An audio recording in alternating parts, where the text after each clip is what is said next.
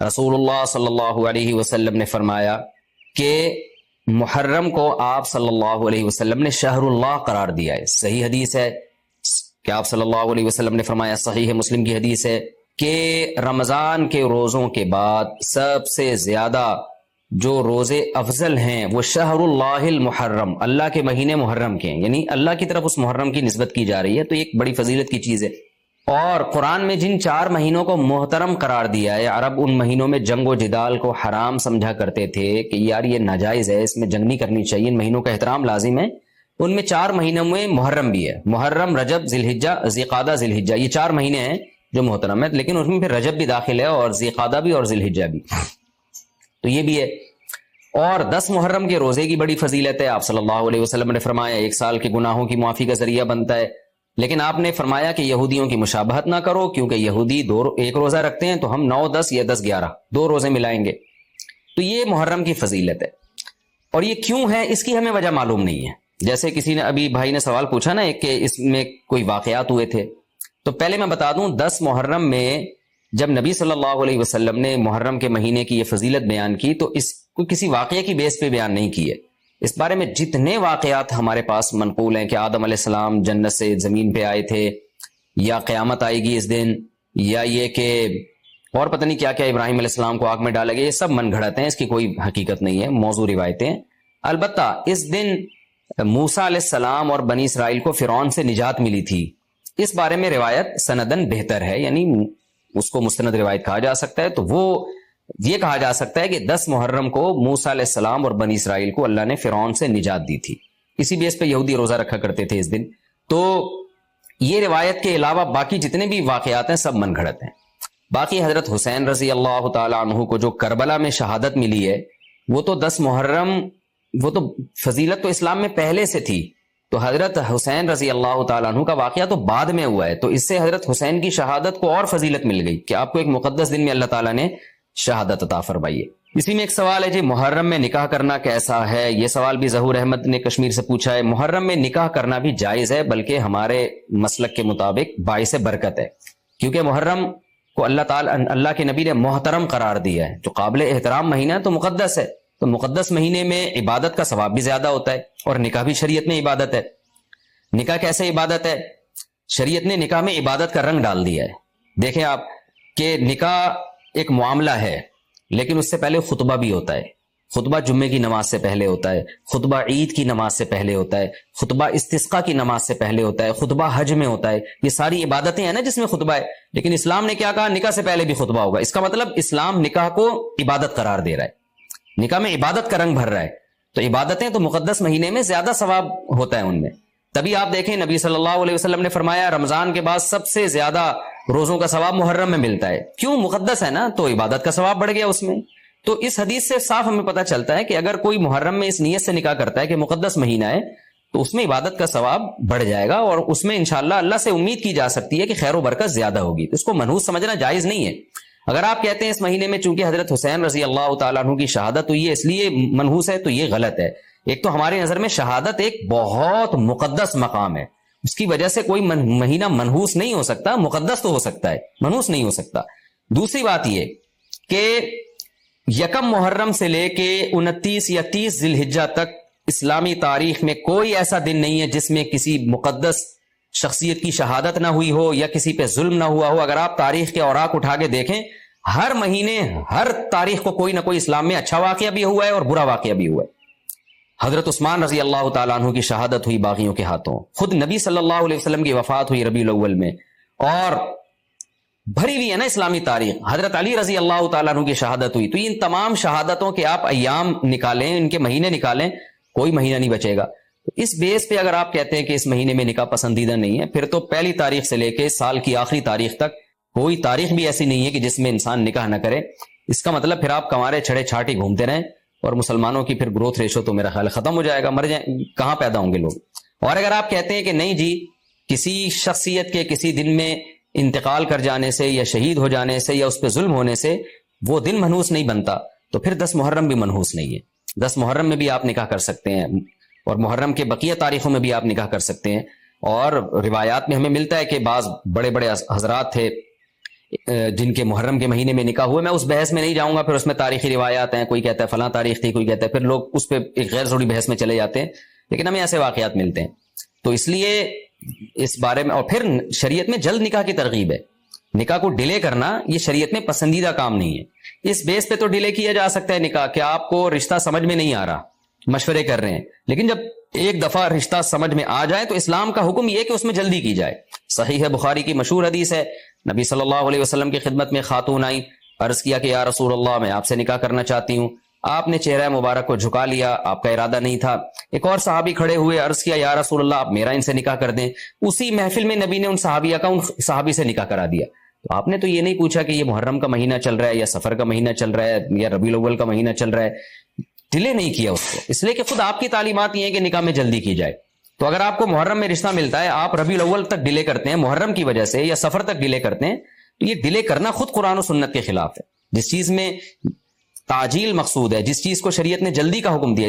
عبداللہ بن مسعود رضی اللہ تعالیٰ عنہ فرماتے تھے, مصنف ابن ابی شیبہ کی روایت ہے, کہ مجھے پتا چل جائے نا کہ میری زندگی میں صرف ایک رات باقی ہے, اگلے دن میں نے مر جانا ہے, اور میرے نکاح میں کوئی عورت نہ ہو, میں وہ رات بھی نکاح کے بغیر نہیں گزاروں گا, میں بیوی کے بغیر نہیں گزاروں گا, اس خوف سے کہ مجھے کہیں فتنہ نہ ہو جائے. صحابہ کرام جو تقوی کے اعلیٰ معیار پر تھے اور جن سے گناہ کا اندیشہ بہت کم تھا اور کہیں معاشرے میں بے حیائی پھیلی ہوئی نہیں تھی, وہ تو ان کا تو یہ کانسیپٹ تھا کہ بھائی ہم بیوی کے بغیر ایک دن نہیں گزاریں گے, کہیں ایسا نہ ہو کہ برائی میں پڑ جائیں.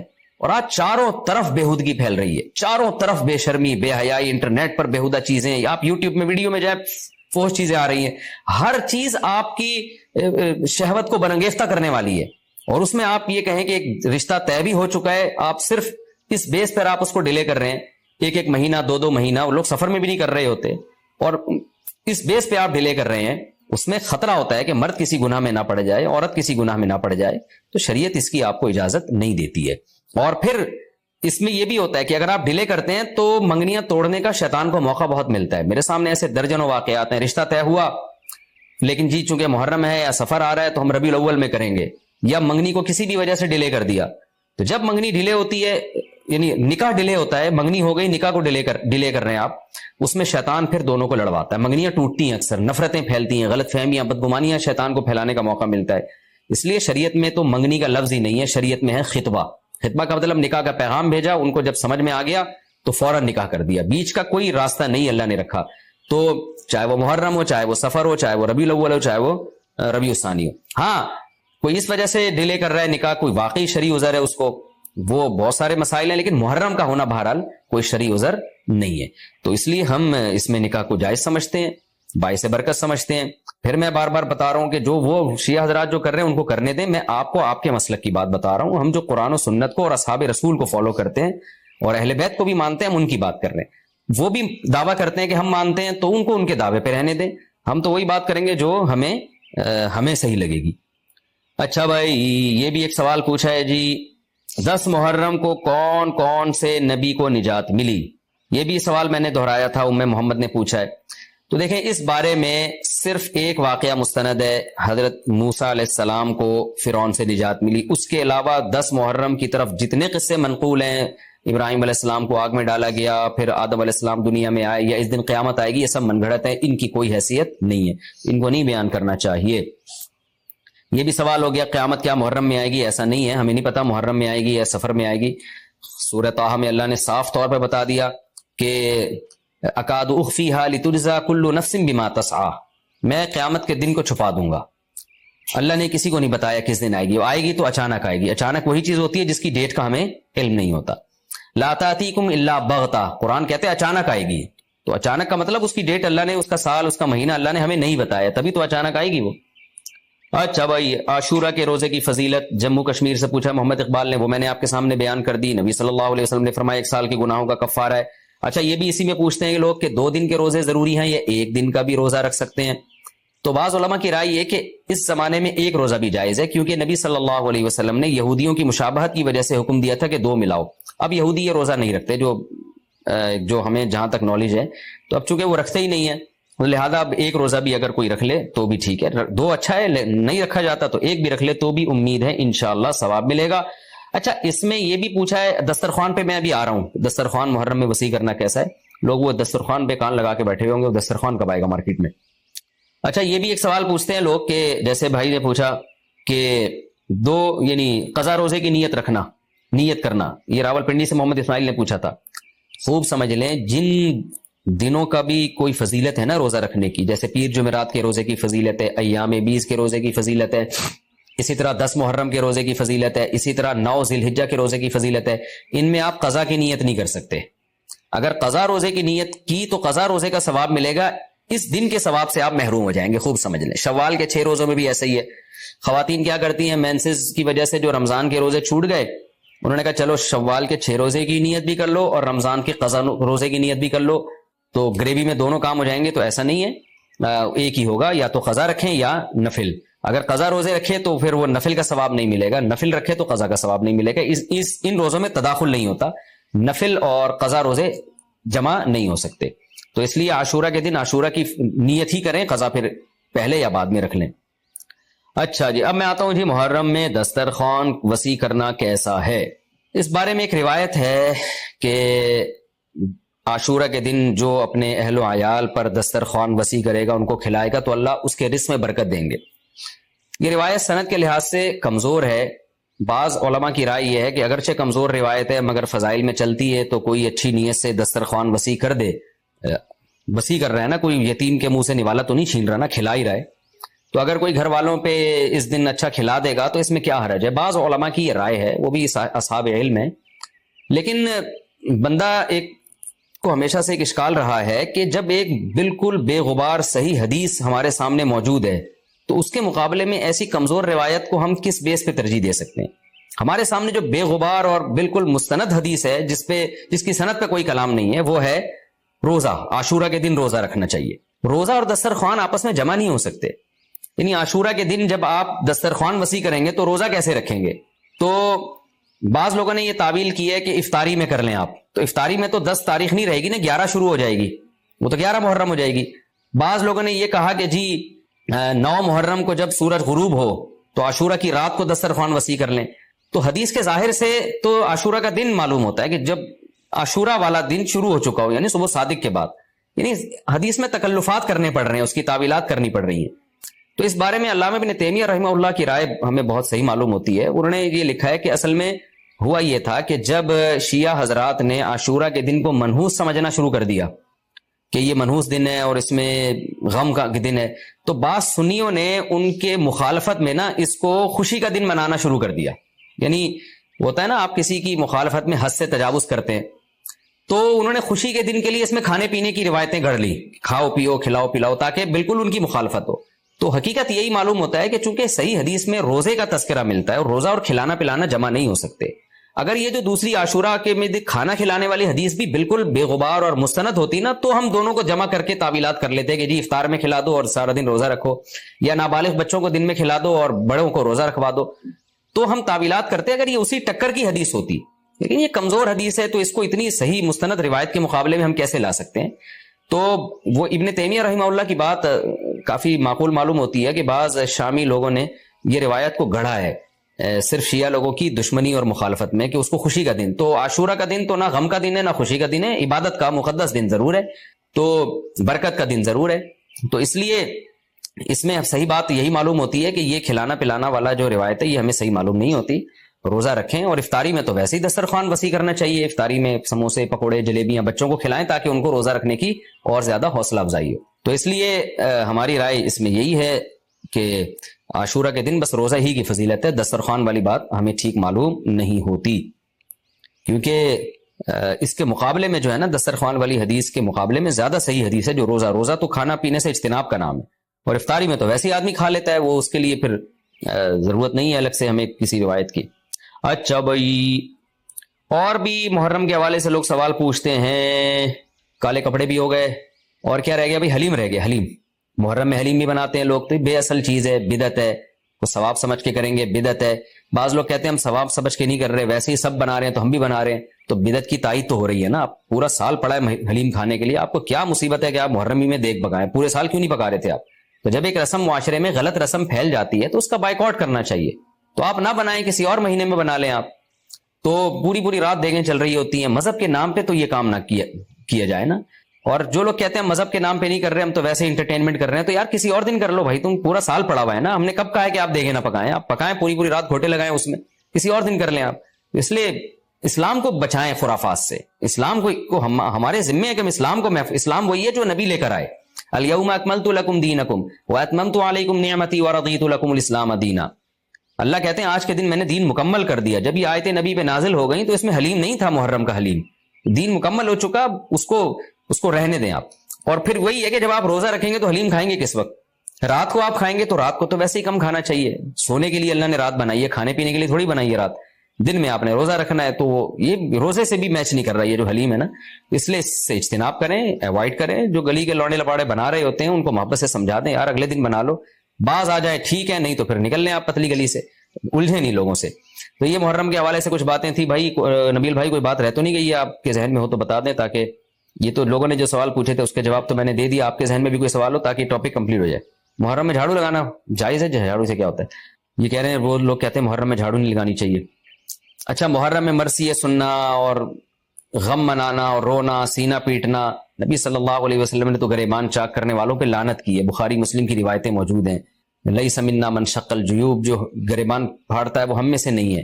تو یہ سینہ پیٹنا, نوحہ کرنا, نیاحہ پر تو بخاری مسلم کی صحیح احادیث موجود ہیں نوحہ پر کہ یہ حرام ہے, ناجائز ہے, اس لیے ہم اس کو جائز نہیں سمجھتے. ہم یہ کہتے ہیں کہ سیدنا حسین ابن علی رضی اللہ تعالیٰ عنہ کی تعلیمات کو فالو کریں آپ. تعلیمات تو زیرو ہیں, ہم ان کی تعلیم, ان کی تو اتنی بڑی داڑھی تھی سیدنا حسین ابن علی رضی اللہ تعالیٰ عنہ کی, وہ تو سخی تھے, وہ تو غیرت مند تھے. آج ہمارے یہاں سے غیرت ختم ہو گئی ہے, بہنوں کی وراثتیں کھا کے بیٹھے ہوئے ہیں ہم لوگ, اور انہی وراثتوں سے عمرے بھی ہو رہے ہوتے ہیں وراثت کھا کے. تو گھر میں گھر والوں کو ٹائم نہیں دیتے, غربا مساکین کا خیال نہیں ہے, نماز تکبیر اولیٰ کی پابندی نہیں ہے. ان چیزوں کو فوکس کریں. حضرت حسین رضی اللہ تعالیٰ عنہ نے تو کربلا کے میدان میں بھی نماز نہیں چھوڑی, اور آج خواتین شاپنگ کرتی ہیں نمازیں چھوڑ دیتی ہیں, کسی شادی میں جانا ہے بس میں بیٹھے ہوئے نمازیں چھوڑ دیتے ہیں. تو اللہ کا واسطہ تعلیمات کو فالو کریں, اہل بیت کی تعلیمات کو فالو کیے بغیر ہمیں کچھ بھی حاصل نہیں ہوگا. تو وہ کسی شاعر نے بڑی پیاری بات کہی ہے نا, شرط ایماں مصطفیٰ سے والہانہ پیار ہے, پیار لیکن پیروی ہے, پیروی دشوار ہے. مصطفیٰ صلی اللہ علیہ وسلم سے ایمان کی شرط ہے کہ آپ کو نبی سے بے پناہ محبت ہو, لیکن محبت کی دلیل کیا ہے کہ آپ فالو کتنا کرتے ہیں. تو اہل بیت سے محبت یہ ایمان کا حصہ ہے ہمارے, اس محبت کے بغیر آپ جنت میں نہیں جا سکتے. لیکن آپ میں محبت ہے یا نہیں ہے, یہ کالے کپڑوں سے یا سینہ پیٹنے سے پتہ نہیں چلے گا, اس کا پتہ اس سے چلے گا کہ آپ ان کو فالو کتنا کرتے ہیں. تو یہ چند احکامات تھے, لوگوں نے سوال پوچھے تھے مسائل میں, تو میں نے ان کے جوابات دے دیے. اور کچھ مسائل محرم کے حوالے سے اور بھی ہیں, پھر وہ بعد میں یاد آتے ہیں. ہاں, حلیم کو حلیم کہنا, یہ بھی ایک سوال تھا. لوگ کہتے ہیں کہ جی حلیم اللہ کا نام ہے, تو کھانے پینے کی چیز کو ہم حلیم کیوں کہتے ہیں؟ دیکھیں, جب اللہ کے لیے لفظ حلیم استعمال کیا جاتا ہے اس کا مفہوم کچھ اور ہوتا ہے, جب دیکھ کے لیے استعمال کیا جاتا ہے اس کا مفہوم کچھ اور ہوتا ہے. تو اس میں کسی کا تصور بھی نہیں جاتا کہ میں اللہ کا نام لے رہا ہوں. یہ بالکل ایسے ہی ہے جیسے اردو میں صلواتوں کا مفہوم کچھ اور ہے, ہم کہتے ہیں اتنی صلواتیں سنا کے چلا گیا, حالانکہ صلوات تو درود کو کہتے ہیں اور نماز کو بھی کہتے ہیں صلات. تو اب کیا یہ لفظ استعمال جائز نہیں ہوگا؟ ظاہر ہے جائز ہے. اردو میں اس کا مفہوم کچھ اور ہے, عربی میں اس کا مفہوم کچھ اور ہے. بلکہ بعض دفعہ ایک ہی زبان میں ایک لفظ دو مختلف معنوں کے لیے استعمال ہو رہا ہوتا ہے, تو اس میں کوئی بھی پابندی نہیں لگاتا. جاریہ عربی میں باندی کو بھی کہتے ہیں, جاریہ عربی میں کشتی کو بھی کہتے ہیں, اور جو ہے اس طرح کی اور بہت ساری مثالیں ہمیں ملتی ہیں کہ ایک ہی لفظ مختلف معنوں کے لیے استعمال ہو رہا ہے. عین عربی میں آنکھ کو بھی کہتے ہیں, عین عربی میں گھٹنے کو بھی کہتے ہیں, عین عربی میں جاسوس کو بھی کہتے ہیں, عین عربی میں چشمے کو بھی کہتے ہیں, عین عربی میں سورج کی ٹکیا کو بھی کہتے ہیں, عین عربی میں سونے کو بھی کہتے ہیں. تو اس طرح بہت سارے نام مختلف معنوں میں استعمال ہوتے ہیں. موسیٰ کا جو لفظ ہے عربی میں اس طرح کو کہتے ہیں بلیڈ, جس سے حلق کیا جاتا ہے نا, حاجی لوگ جو سر منڈواتے ہیں اس کو موسیٰ کہتے ہیں. حالانکہ موسیٰ جو ہے حضرت موسیٰ علیہ السلام کا نام بھی ہے. لیکن جو عربی جو جانتا ہے, جب وہ بلیڈ کے لیے موسیٰ کا لفظ استعمال کرے گا تو اس کے ذہن میں حضرت موسیٰ کا تصور ہی نہیں ہوگا. اور جب حضرت موسیٰ علیہ السلام کے لیے موسیٰ کا لفظ استعمال کرے گا تو بلیڈ کی طرف اس کا دماغ ہی نہیں جائے گا. تو اس لیے یہ بالکل مضبوط بات نہیں ہے کہ حلیم چونکہ اللہ کا نام ہے لہذا وہ دیکھ کے لیے استعمال نہ کیا جائے. جب اللہ کا نام ہے تو اس میں دماغ ادھر نہیں آتا دیکھ کی طرف, جب دیکھ کے لیے استعمال کیا جاتا ہے تو اللہ کی طرف ذہن نہیں جاتا. یہ بالکل ایک الگ الگ معنی میں استعمال ہوتا ہے. تو اس لیے اتنا تکلف نہیں کریں جتنی جو لا تشددوا فیشدد اللہ علیکم, صحیح حدیث ہے, اللہ نے نبی نے فرمایا اپنے اوپر خامخواہ کی پابندیاں مت لگاؤ, ورنہ اللہ بھی لگانا شروع کر دے گا, اللہ بھی تمہارے اوپر پابندیاں لگائے گا. اللہ کیسے لگائے گا؟ یعنی اللہ بھی تمہیں مشکل میں ڈال دے گا. تو جتنا ہمیں اجازت دی گئی ہے اس کے اندر رہنا چاہیے ہمیں, اور خام خام ایسی کھود کریت کر کے اپنے اوپر پابندیاں لگواتے چلے جانا مشکل ہو جائے گا نا. اب حلیم ہی مشہور ہو گیا ہے, تو آپ اس کو کیسے دلیم بولیں گے؟ وہ کچھ اور نہ اٹھا کے دے دے آپ کو. تو اس میں کوئی حرج نہیں ہے کہ کیونکہ لغت بتاتی ہے, زبان بتاتی ہے کہ کس وقت کس لفظ کا کیا معنی ہے. اس میں کوئی حرج نہیں ہے اگر آپ یہ حلیم کو حلیم ہی کہیں, کوئی گناہ نہیں ہے انشاءاللہ اس میں. اچھا, بعض لوگ یہ بھی کرتے ہیں, یہ کسی نے سوال پوچھا ہے, یہ ہمارے کیمرہ مین نے ہی پوچھا ہے, نبیل بھائی نے, کہ مجھے تو یقین نہیں آ رہا کہ ایسا بھی کرتے ہیں, لیکن یہ بتا رہے ہیں کہ بہت سارے سنی حضرات یہ کرتے ہیں کہ محرم میں امام بارگاہوں میں جا کے منتیں مانتے ہیں, اور پھر اگلے سال ان منتوں کو پورا بھی کر رہے ہوتے ہیں جو بھی انہوں نے منتیں مانی ہوتی ہیں. تو دیکھیں, یہ بھی حرام اور ناجائز عمل ہے. منت کے لیے کوئی دن مہینہ متعین نہیں ہے, جب چاہے جہاں چاہے منت مان سکتے ہیں. اور منت کی حقیقت کیا ہے, کہ اس کی ورڈنگ کیا ہے, اس کے لیے کسی جگہ نہیں جانا جائز ہے, بلکہ اس کی یہ کہ جہاں بھی آپ ہیں آپ یہ الفاظ کہہ سکتے ہیں کہ اے اللہ اگر میرا یہ فلاں کام ہو گیا تو میں اتنے پیسے صدقہ کروں گا. اے اللہ اگر میرا یہ فلاں کام ہو گیا تو میں اتنے روزے رکھوں گا. اے اللہ اگر میرا مریض ٹھیک ہو گیا یا میری بیماری ٹھیک ہو گئی تو میں اتنی رکعت نماز پڑھوں گا. اس طرح کی منتیں ماننا جائز ہے. اس کے لیے امام بارگاہ یا مسجد یا کسی مزار پہ جانا حرام ہے. خوب سمجھ لیں, یہ گھر بیٹھے بیٹھے ہو سکتا ہے, یعنی اس کا کوئی جگہ شریعت نے منت کے لیے متعین نہیں کی ہے. اسپیشل اس کام کے لیے آپ مسجد جا رہے ہیں کہ یہ سوچ کے کہ وہاں جا کے منت مانوں گا تو شاید منعقد ہوگی, ایسا نہیں ہے. منت کہیں بھی ہو جاتی ہے. ہاں, کوئی مسجد میں نماز کی نیت سے جائے کہ 2 رکعت پڑھ کے اللہ سے دعا مانگوں گا تو ایک الگ بات ہے, اس کے لیے مسجدیں ہیں. تو مزار تو اس کے لیے بھی نہیں ہے, وہ تو وہاں بالکل ہی حرام ہے. تو اس لیے آپ بدعت کی تائید میں امام بارگاہ جاتے ہیں اور وہاں منتیں مانتے ہیں تو یہ حرام ہے, ناجائز ہے. اس سے منت پوری نہیں ہوگی بلکہ الٹا اللہ کی طرف سے عذاب آ سکتا ہے آپ کے اوپر, کیونکہ اللہ نے جو کام جس طرح سے بتایا اسی طرح سے ہوگا. تو منت کا اصل طریقہ کیا ہے کہ عبادت کی نظر, اس کو عربی میں نظر کہتے ہیں, نظر. تو قرآن نے کہا ہے کہ یوفون بالنذر ویخافون یوما کان شرہ مستطیرا. ہمارے نیک بندے جب کوئی نظر مانتے ہیں تو اس کو پورا کرتے ہیں. اللہ نے جب کام کر دیا تو وہ نظر پھر آپ پوری کریں. تو اس کا طریقہ کیا ہے کہ آپ گھر میں بیٹھیں جہاں بھی ہیں, آپ زبان سے الفاظ دہرا دیں کہ اے اللہ اگر میرے مریض کو شفا مل گئی یا میں ٹھیک ہو گیا یا میں امتحان میں پاس ہو گیا تو میں اتنے پیسے صدقہ کروں گا یا کروں گی, یا اتنی رکعت نماز پڑھوں گا یا پڑھوں گی, یا اتنے روزے رکھوں گا یا رکھوں گی. اس طرح کی عبادت کی نظر ہوتی ہے, اس کے علاوہ نہیں ہوتی. بعض لوگ یہ نظریں مان رہے ہوتے ہیں کہ میرا یہ کام ہو گیا تو داتا دربار پہ اتنی دیگیں چڑھاؤں گا. یہ نظر پوری کرنا بھی حرام ہے. کام ہو بھی جائے تو دیگیں چڑھانا جائز نہیں ہے. بعض لوگ یہ کہہ رہے ہوتے ہیں کہ یہ کام ہو گیا تو امام حسین کے نام کی یا غوث اعظم کی نام کی اتنی دیگیں نکالوں گا. یہ سب غلط چیز ہے. صدقے کی نظر ہوتی ہے اللہ تیرے نام پہ میں اتنے غریبوں کو کھانا کھلاؤں گا. یہ نظریں ہوتی ہیں صدقے کی, جو اللہ کے لیے ہوتا ہے صدقہ. تو اس میں یہ کہ کھانا کھلانے کی, صدقہ خیرات کی نظر ہو سکتی ہے, اور عبادت کی نظر ہوتی ہے. یہ جو مزاروں پہ جانے کی نظر اور فلاں پہ جا پہ چڑھاؤں گا, یوں کروں گا, ایسے کروں گا, یہ جو اوٹ پٹانگ قسم کی نظریں آ رہی ہیں یہ حرام ہے, ناجائز ہیں. اس کی کوئی حیثیت نہیں ہے شریعت میں. ان کو پورا کرنا بھی واجب, نہ صرف یہ کہ واجب نہیں ہے بلکہ جائز ہی نہیں ہے. تو گھر بیٹھے بیٹھے جب چاہیں آپ نظر مان سکتے ہیں. زبان سے کہیں گے تو نظر ہوگی, دل میں نہیں ہوتی. لیکن شریعت نے منت ماننے کو بہرحال پسند نہیں کیا ہے. نبی صلی اللہ علیہ وسلم نے فرمایا کہ جو نظر مانتا ہے نا وہ تقدیر کو تو نہیں ٹال سکتا, اللہ اس کے ذریعے کنجوس سے پیسہ نکلوا دیتے ہیں.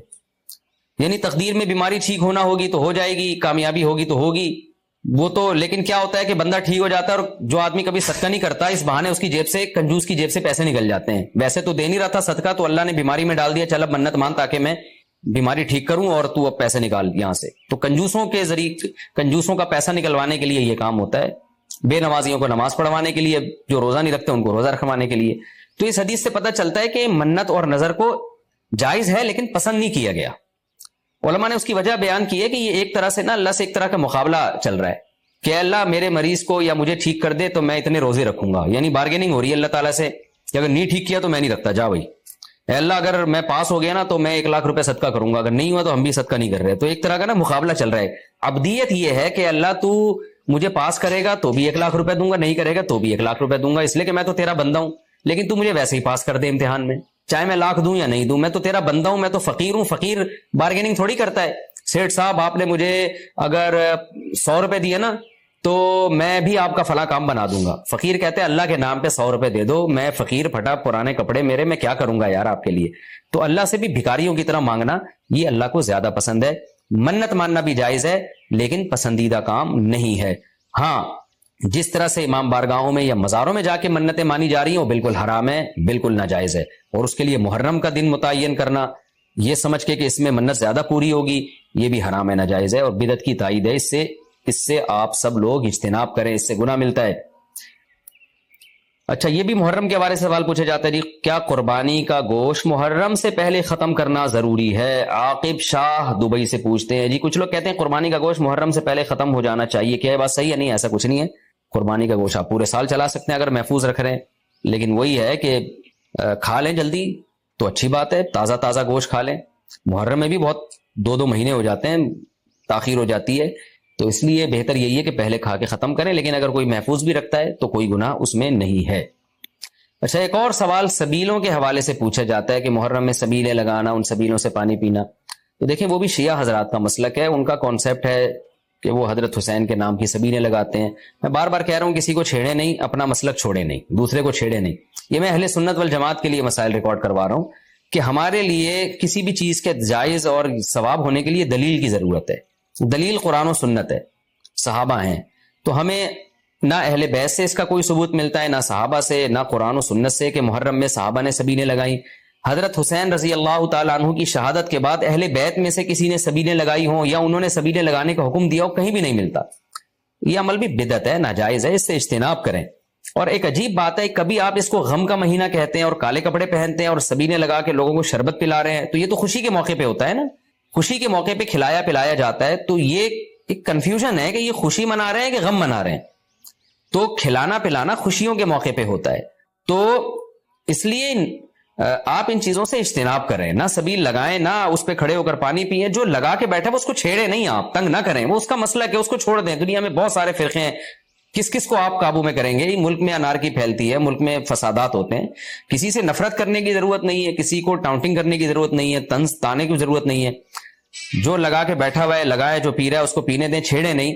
لیکن میں آپ کے لیے یہ کہہ رہا ہوں جو اس وقت میرا پروگرام سن رہے ہیں، اگر آپ قرآن و سنت ہی کو فالو کرتے ہیں، آپ اہل سنت والجماعت میں ہیں، یا تو میں بار بار کہتا ہوں پورے شیعہ ہو جائے نا، پھر آپ ڈبل مسلکوں پہ چلنا تو یہ دنیا میں کسی کا بھی اصول نہیں ہے کہ آدھا ادھر آدھا ادھر، وہ تو کہیں کا بھی نہیں ہوتا۔ یا تو پورے ادھر ہو جائیں یا پھر پورے اہل سنت والجماعت بن جائیں۔ تو اہل سنت والجماعت کے ہاں یہ سبیلیں لگانا یہ جائز کام نہیں ہے، کیونکہ قرآن و سنت سے اس کا ثبوت نہیں ہے۔ لوگ کہتے ہیں ایک آدمی کسی کو شربت پلا رہا ہے، پانی پلا رہا ہے، تو پانی پلانا تو بڑا اچھا کام ہے، پانی پلانا اچھا کام ہے پورے سال، کسی دن کو خاص کر لینا یہ اچھا کام نہیں ہے، تو اس سے بدعت کی تائید ہوتی ہے۔ تو اگر کوئی پیاسا آپ کو نظر آتا ہے تو محرم میں ہو تو محرم میں بھی پلائیں، سفر میں ہو تو سفر میں بھی پلائیں، لیکن کوئی پیاسا نہیں ہے تو جیسے آپ پورے سال سبیلیں نہیں لگاتے تو محرم میں بھی نہ لگائیں آپ، کیونکہ اگر آپ پورے سال نہیں لگاتے محرم میں لگا رہے ہیں تو اس کی علامت ہے آپ اس مہینے کو سبیل کے حوالے سے خاص ویلیو دے رہے ہیں، تو اس ویلیو کی آپ کے پاس قرآن و سنت سے دلیل ہونی چاہیے۔ دلیل نہیں ہے تو ہمارے پاس دلیل ہے، نبی صلی اللہ علیہ وسلم نے فرمایا من احدث فی امرنا ھذا ما لیس منہ فہو رد وفی روایت فہو مردود، جو ہمارے دین میں کوئی بھی نئی چیز لے کر آئے گا نبی نے فرمایا وہ مردود ہے، ہم نہیں اس کو ایکسیپٹ کریں گے۔ تو اس لیے بھائی ہم تو اس حدیث کو فالو کرتے ہیں، تو کائنڈلی آپ حضرات سے گزارش ہے، ہاں کوئی پورے سال سبیل لگا کے بیٹھا ہو تو وہ محرم میں بھی لگا لے، کیوں؟ وہ اس لیے کہ وہ محرم کو الگ سے فضیلت نہیں دے رہا سبیل کے حوالے سے، بلکہ وہ کہہ رہے بھائی میں تو پورے سال لوگوں کو پانی پلاتا ہوں تو محرم میں بھی پلا رہا ہوں، میں تو پورے سال شربت پلاتا ہوں تو محرم میں بھی پلا رہا ہوں۔